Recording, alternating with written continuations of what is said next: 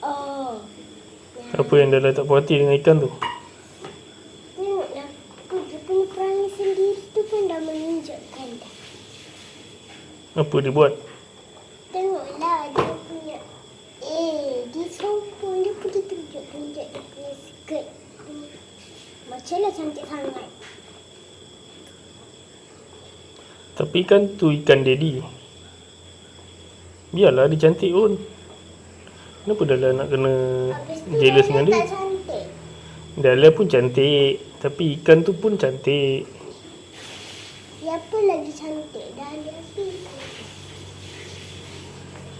Mana boleh kita comparekan manusia dengan ikan? Boleh. Siapa kata tak boleh? Habis tu kenapa dia tak faham kenapa nak kena jealous dengan ikan tu? Yalah sebab Dia bukannya boleh buat apa pun, dia kan ikan.